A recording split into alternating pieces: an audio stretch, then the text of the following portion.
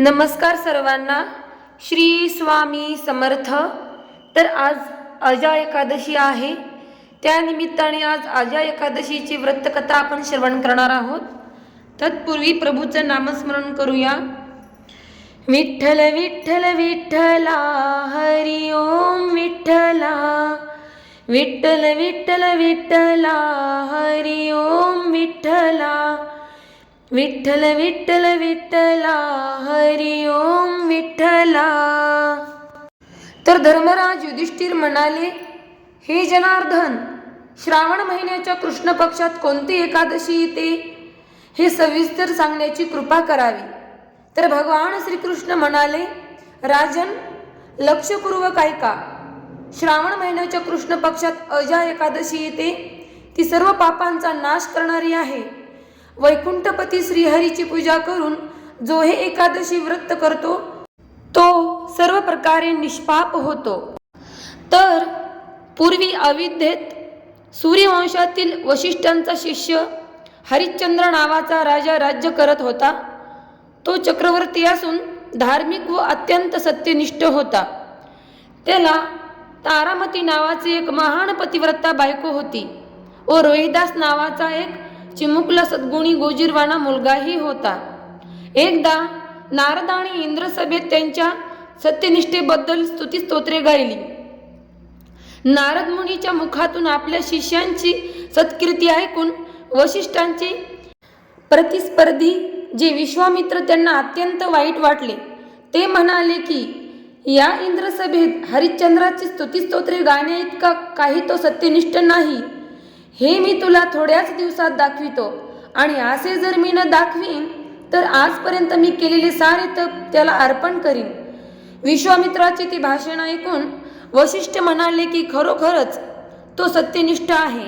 नारदाने त्या सत्यनिष्ठेबद्दल जी स्तुतिस्तोत्रे गायली ते यथायोग्य आहे. माझी खात्री आहे की राजा हरिश्चंद्र सत्यनिष्ठेपासून रती मात्र ढळणार नाही, आणि जर ढळला तर मी पंचमहापातकी ठरेन. सभा बरखास्त झाली. वसिष्ठ अनुष्ठानाला बसले. विश्वामित्र पृथ्वीवर आला आणि त्याने मायेच्या योगाने अयोध्येजवळ असंख्य वाघ सोडले. ते लोकांना अत्यंत त्रास देऊ लागले.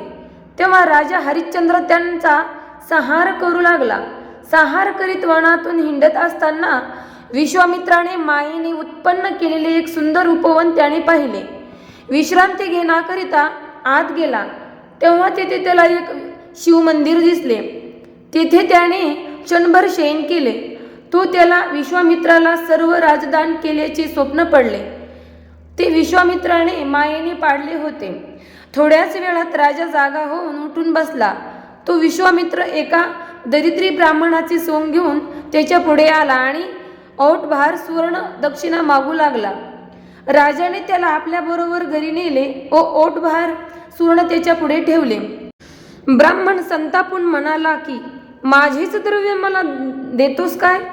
तू स्वप्नात ज्याला सर्व राज्य दान दिलेस तोच मी आहे. हीच का तुझी सत्यनिष्ठा? ब्राह्मणाचे ते भाषण ऐकून राजा म्हणाला की महाराज, माझ्या हातून पापाचरण घडत होते, पण आपण त्यातून मला वाचवले आणि माझा नरकवास चुकविला. राजाच्या बोलण्याकडे लक्ष न देता त्या ब्राह्मणाने आपले ओटभार सुवर्ण देण्याचा तगादा लाविला आणि शेवटी सांगितले की तू व तुझी बायको आणि मुलगा असे तुम्ही तिघे जण माझ्या राज्यातून निघून गेले पाहिजे. माझ्या राज्यातील कोणत्याही वस्तूवर इतकेच नव्हे तर तुम्हा तिघांच्या अंगावरील वस्त्रालंकारावर सुद्धा तुमचा हक्क नाही. ब्राह्मणाचे ते भाषण ऐकून त्या तिघांनी लज्जारक्षणापुरती वस्त्रे अंगावर ठेवून राजा म्हणाला की हे ब्राह्मणा, 7 दिवसाच्या आत तुझी ओटभार सुवर्णाची दक्षिणा आमच्या राज्याबाहेर वाराणसी क्षेत्री आम्ही आपल्याला विकून तुला देऊ. ते तिघे जण वाराणसी क्षेत्राला जाण्यास निघाले. वनातून पायीच मार्ग आक्रमण करू लागले. विश्वामित्राने मायेच्या योगाने त्यांच्या आसपास समुद्र कडण्यासारखे, शेषाचा माथा पोळण्यासारखे प्रखर ऊन पाडले. वारा बंद केला, पाणी नाहीसे केले. तिघांना अत्यंत तृष्णा लागली. मुखी म्लान झाली. पाऊल उचलेनासे झाले. त्यात रोहिदास बाळाचा कंठ पाणी न मिळाल्यामुळे सुकला. तोंडातून शब्द निघेना, जीव कासावीस होऊ लागला. अखेर जमिनीवर उन्हातच निश्चेष्ट होऊन पडला. तारामती त्याची आई गळा पडून रडू लागली. हरिश्चंद्राच्याही डोळ्यातून अश्रुधारा वाहू लागल्या. त्यांच्या या दुःखी स्थितीत विश्वामित्राने मायेच्या योगाने त्या वनाला आग लावली. आगीच्या ज्वाळा भडकू लागल्या. धुरांचे लोट पसरू लागले. अखेर त्यांच्या सभोवतालचा सर्व प्रदेश धुरांचे लोटाने भरून गेला. कोणी कोणाला दिसेना. हरिश्चंद्र व तारामती यांची ताटातूट झाली. तारामती हरिश्चंद्राचा हंबरडा फोडीत हाक मारून शोध करू लागली आणि रोहिदासापासून 2 पावले पुढे सरकली. तोही तिला दिसेना. पुढे काही वेळाने तो अग्नी विझला. सुदैवाने त्या संकटातून ती वाचली. जेव्हा त्या तिघांचे एके ठिकाणी भेट झाली तेव्हा त्यांनी एकमेकांना प्रेमाने मिठ्या मारल्या. अशाच प्रकारची आणखीन काही संकटे विश्वामित्राने मायेच्या योगाने ती वाराणसी क्षेत्राला जाईपर्यंत त्यांच्यावर उत्पन्न करून त्यांना सत्यापासून ढळविण्याचा पुष्कळ प्रयत्न केला. पण ती रती मात्र सुद्धा ढळली नाहीत. वाराणसी क्षेत्राला आल्यानंतर ती आनंदित होऊन विश्वेश्वराची पूजा करू लागली. तेव्हा तिथे एक ब्राह्मण आला आणि आपली ओठभर सुवर्ण मुद्रा दक्षिणा मागू लागला. पूजा झाल्याबरोबर हरिश्चंद्र आपणाला विकत घेण्याविषयी लोकांना विचारू लागला. तेव्हा विश्वामित्र नावाच्या एका ब्राह्मणाने तारामतीस एक भार सुवर्ण देऊन विकत घेतले आणि तिला घेऊनच चालला. तेव्हा रोहिदास तिच्याकडे दीनवदनाने पाहू लागला. ते पाहून तिच्या अंतःकरणात कालवाकाल सुरू झाली. अखेर डोळ्यात अश्रू आणून ती त्या ब्राह्मणाला विनवून म्हणाली की, महाराज, मी तुमची धर्मकन्या आहे, तरी कृपा करून माझी व माझ्या वासराची ताटातूट करू नका.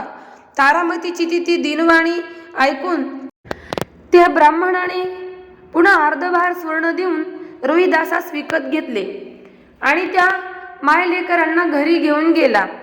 पुढे हरिश्चंद्राला एका वीरबाहू नावाच्या चांडळाने 2 भार सुवर्ण देऊन विकत घेतले. अशा रीतीने स्वतःला व आपल्या बायकोला आणि मुलाला विकून आलेले ओठभार सुवर्ण हरिश्चंद्राने त्या ब्राह्मणास दक्षिणा म्हणून दिले आणि पाया पडून सांगितले की, महाराज, आता आनंदाने अयोध्येला जाऊन राज्य करा. ब्राह्मणाने दक्षिणा घेतली आणि तिथून निघून गेला.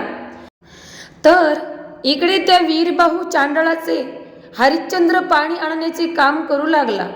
पण विश्वामित्राच्या कपटामुळे चांडळाला त्याचे काम पसंत पडेना. म्हणून त्याने त्याची स्मशान राखण्याच्या कामावर नेमणूक केली आणि सांगितले की, द्रव्य घेतल्याशिवाय कोणाच्याही प्रेताला जाळून देऊ नकोस. अशा रीतीने राजा आपला काळ दुःखद स्थितीत कंठित असताना एके दिवशी गंगेच्या काठावर त्याची आणि गौतम ऋषीची गाठ पडली.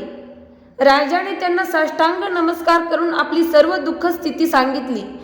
तेव्हा गौतम ऋषींना त्याची दया येऊन ते म्हणाले की, राजा, जर तू अजा एकादशीचे व्रत करशील तर तुझी ही दुःख स्थिती नाहीशी होऊन तू आपल्या पूर्वपदाला जाशील. पुढे राजाने अजा एकादशीचे व्रत सामान्य एकादशी व्रतात सांगितल्याप्रमाणे केले, विधियुक्त केले.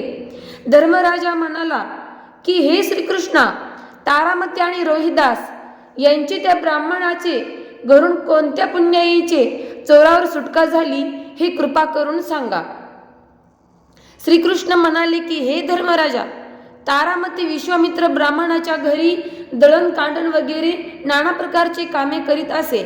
एके दिवशी विश्वामित्राने आपल्या शिष्यांना वनातून दर्भसमिधा कमळे आणण्यास सांगितले व त्या मुलाबरोबर रोहिदासही गेला. मुले वनात पोचली. तिथे कोणी तुळशी, कोणी दर्भ, कोणी समिधा तोडू लागली. तर रोहिदास जवळ असलेल्या सरोवरातील कमले तोडू लागला. एका कमळात विश्वामित्राने मायेच्या योगाने एक सर्प बसविला. ते कमळ रोहिदास तोडू लागला. तोच आत असलेल्या सर्पाने त्याला डंख मारला. तर रोहिदास घाबरला आणि आक्रोश करून रडू लागला.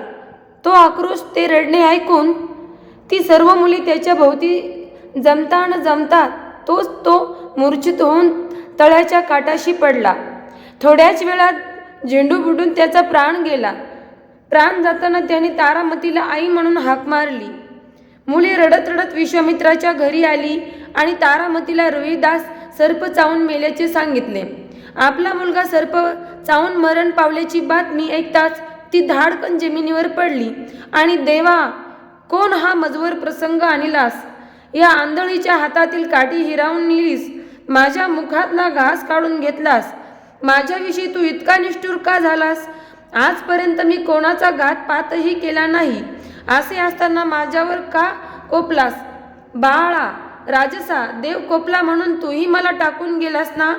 असा नाना प्रकारचा विलाप करून रडू लागली. अखेर तिला मूर्छा आली. थोड्याच वेळात सावध झाली आणि ज्या ठिकाणी तळ्याच्या काठाशी रोहिदास तिचा मुलगा पडला होता त्या ठिकाणी गेली. तिथे तो दिसताच तिने त्याला मांडीवर घेतले, त्याच्या अंगावर पदर टाकला आणि त्याच्याकडे पाहून रडू लागली. क्षणाक्षणाला त्याचे मुख कुरवळून मुका घेत असे आणि लाडक्या राजहंसा, एकदा तरी माझ्याकडे डोळे उघडून पहा, एखादा तरी शब्द बोल असे म्हणून हंबरडा फोडीत असे. बरीच रात्र झाल्यावर तिथे विश्वामित्र ब्राह्मणाचे सोंग घेऊन आला आणि तिला म्हणाला की आता शोक आवरून या मुलाला आत्ताचे आत्ताच जाळून टाक. सूर्योदय झाला म्हणजे चांडाळ लोक द्रव्य घेतल्याखेरीज या मुलाला जाळू देणार नाही. असे तिच्याशी बोलून त्याने तिच्या जवळील ते प्रेत घेतले व तिच्यासह तो स्मशानाजवळ गंगा तीरी गेला. तिथे त्याने सरपण जमा करून चिता रचली. तीवर त्या प्रेताला ठेवून अग्नी लावला आणि तोच निघून गेला. चिता पेटली तेव्हा तिला रडून कोसळले. मोठमोठ्याने आक्रोश करून लागली. तो आक्रोश ऐकून वीरबाहू चांडाळाच्या स्मशानात राखण्यास ठेवलेला हरिश्चंद्र तिथे धावत आला आणि द्रव्य दिल्याशिवाय इथे प्रेत जाळता येत नाही असे म्हणत ती नुकतीच पेटलेली चिता पाण्याने विझवली. त्या हरिश्चंद्राला ही आपली बायको तारामती आहे व तारामतीला हा आपला नवरा हरिश्चंद्र आहे असे समजले. तेव्हा दोघांना मुलाच्या मृत्यूबद्दल अत्यंत दुःख झाले. त्या शोकभरात हरिश्चंद्र वीरबाहू चांडाळाकडे आपल्या मुलाचे प्रेत जाळण्याकरिता परवानगी मागण्याला गेला. इकडे पुन्हा विश्वामित्र रूप पालटून तिच्या जवळ आला आणि म्हणाला की येथे फार डांकिनी आहेत, कदाचित त्यातील तुला एखादी खाऊन टाकील. त्याकरिता तुझा नवरा परत येईपर्यंत हे प्रेत घेऊन या जवळच्या देवळात बैस. डाकिनीच्या भीतीमुळे ती देवळात जाऊन बसली. तिथे तिला तिच्या आजपर्यंत घडलेल्या दुःख स्थितीची आठवण झाली आणि बेशुद्ध होऊन पडली. ही संधी साधून विश्वामित्राने ते प्रेत फाडले आणि त्याचे रक्तमांस तिच्या तोंडाला व अंगाला लावून देवळातच इतस्त विखरले. नंतर तो गावाबाहेरच्या देवळात कोणी एक डाकिनी मुले खात बसली आहे असे ओरडत वेशीतून गावात चालला. वेशीत वीरबाहू चांडाळ बसला होता.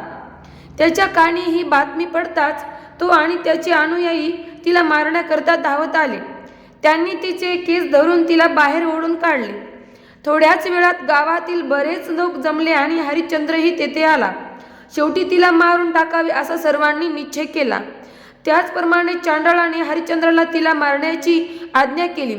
हरिश्चंद्राने शस्त्र घेऊन घाव घालण्याकरिता हात वर केला. त्यावेळी ती मनात जगन्नायकाचा धावा करू लागली. देवाला तिची दया येऊन व हरिश्चंद्र राजाच्या अजा एकादशीच्या पुण्याईमुळे भगवान तिथे एकदम प्रगट झाले आणि हरिश्चंद्राचा हात वरच्यावर धरला. रोहिदासाला कृपादृष्टीने उठवले. रोहिदास उठताच आपल्या आईला तारामतीला भेटला. तिचा आनंद गगनात मावेना.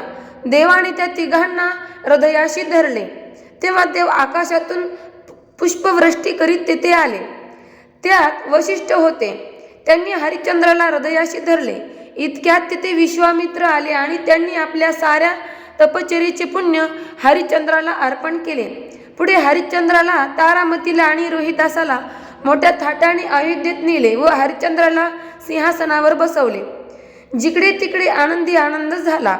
आज अजा एकादशीच्या व्रताच्या पुण्याईचे जोरावर आपली बायको तारामती व पुत्र रोहिदास यांच्यासह अयोध्येत आनंदाने व सुखाने राज्य करू लागला.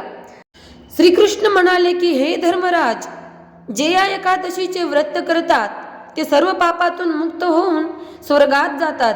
या महात्म्याच्या पठण व श्रवणाने आश्वमेध यज्ञाचे पुण्यफळ मिळते. तर अशा प्रकारे अजा एकादशी व्रतकथा इथे समाप्त झालेली आहे. धन्यवाद. श्री स्वामी समर्थ.